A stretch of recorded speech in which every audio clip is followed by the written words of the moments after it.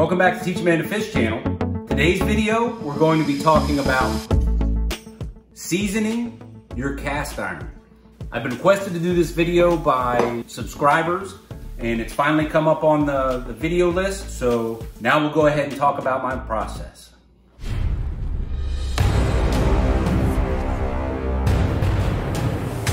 First of all, let me say that there's 1,000 different ways to season your cast iron.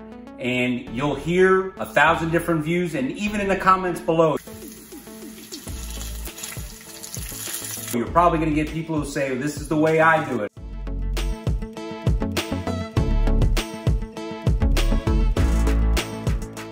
Seasoning cast iron is a process that you will develop for yourself and find out what works for you.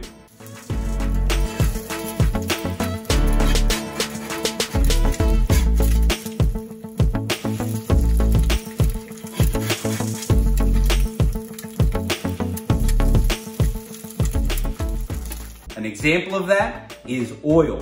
Which oil to use? There's people who swear by lard. Some people swear by flaxseed oil. Some people swear by grapeseed oil. Other people swear by Crisco. You'll find the oil that works for you. Just about everybody agrees that vegetable oil is not the best one to use. I'm really not gonna get into too much detail about smoke points, but the theory behind it is you're polymerizing that oil, basically aligning up the molecules, the oil molecules, drying them out, setting them into a smooth surface that becomes non-stick. The higher that smoke point, the better that oil is for seasoning.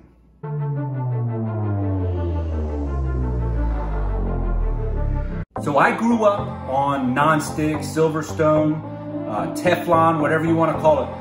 That's the generation that I grew up on. I did not discover cast iron until my late 30s. I don't even touch anything any longer other than cast iron and stainless steel pans.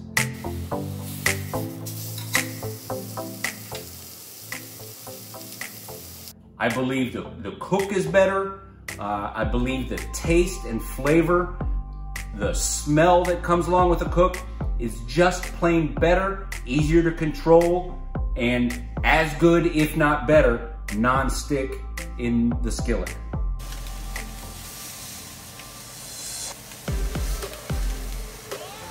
We'll be covering 3 concepts in this. The first one being your run-of-the-mill, you just cook something. You're cleaning your piece of cookware off, then you're going to be putting it into storage. We'll cover that. That's the first scenario. Second scenario is a maintenance seasoning. This means you've gone 2 or 3 cooks, or maybe you cooked one kind of tomatoey, acidic dish.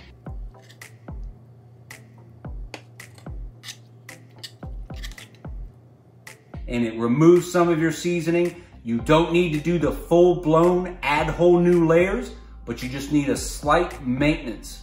And we'll talk about doing that. The third scenario that we're gonna talk about is you really wanna do a whole seasoned pan, top, bottom. You wanna get the whole surface redone. And depending on how you're cooking, what you're cooking, the style you're cooking, I can usually go anywhere from a month to 2 months without doing this. I also rotate through my pans. I don't even pay attention really how many times I use that pan, but at least once a month, I'm grabbing a pan that I'm visually looking at, and it's telling me it needs some long, in-depth attention and detail to get it back to where I like it. So how do I like it mean? Really, it all comes down to performance. If I see that surface has uniform color, not necessarily uniform smoothness, I'm not seeing variations in old baked on food, white from previous cooks. If I'm seeing that uniform black color, that's telling me that's a good seasoning. Next thing that I like to see but don't always achieve it, and this is what draws my eye to say, I need to do some serious work to this skillet, is when I start to lose that oily shine to it. You'll see when we do the put away for storage that you do put another coat of oil on it, but when you start to use that reflective, classic black cast iron look, that's what draws my eye to say this pan needs a little bit of attention. And then obviously, the last thing is performance. If I'm finding that my nonstick isn't quite as good as I want it, or some things that I'm expecting to come free don't come free easily, that's when I'll focus on one of these three methods. Let's look at scenario number one. You finish your cooking.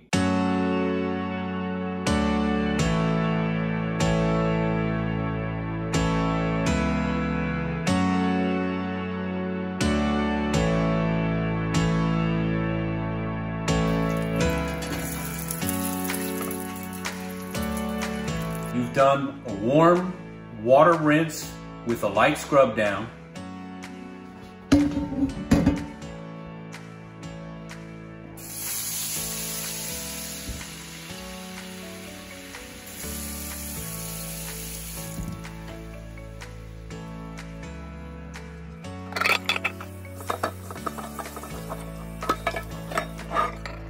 You can end up with your pan basically stripped of its oil coating, and the season ends up looking very dry. However, it's generally clean and you're getting ready to put it away in storage. So you've heated that pan up, gotten all the water out of it. Now you're just gonna take one of those coffee filters or a paper towel and just do a real quick wipe down, make sure the water is off, and it's ready to go in storage.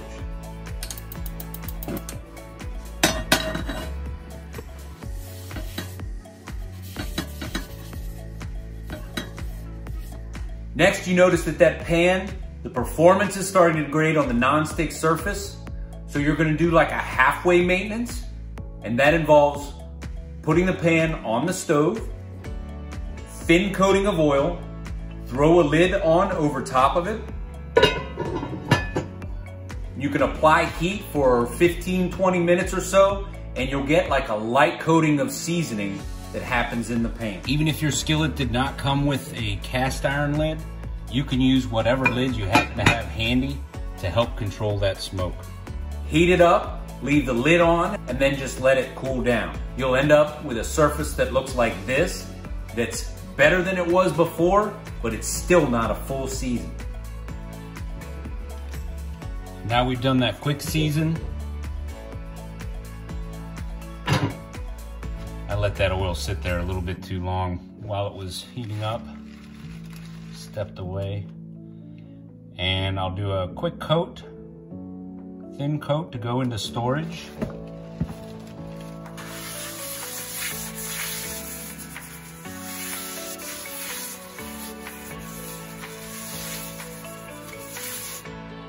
That pan is now ready to go into storage. And then finally, you've got the third method where you're going to do a deep season, and that involves doing an extremely thin coating of oil over the entire pan, then putting it in the oven for 490, 500 degrees for about an hour. That will dry up all that oil, do a full re-season. So I crank that oven up to 490, 500 degrees.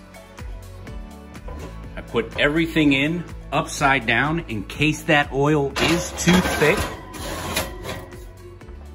It will not puddle up. So as it runs, it'll run thin on my cooking surfaces, which is where I want it.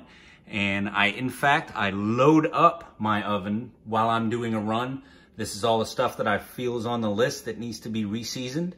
So this will be about an hour process and then just a natural cool down. We'll see you on the other side of this deep seasoning. At the end of the hour, you just turn the oven off and let it coast down over the next 6 hours of the next day. At that point, you can also do a second or third thin coat if you're finding that your season is really worn out. 3 coats I've seen is basically a full recovery. Anything beyond that is just gravy, or you just move into the mode of doing your maintenance seasoning while you're using it.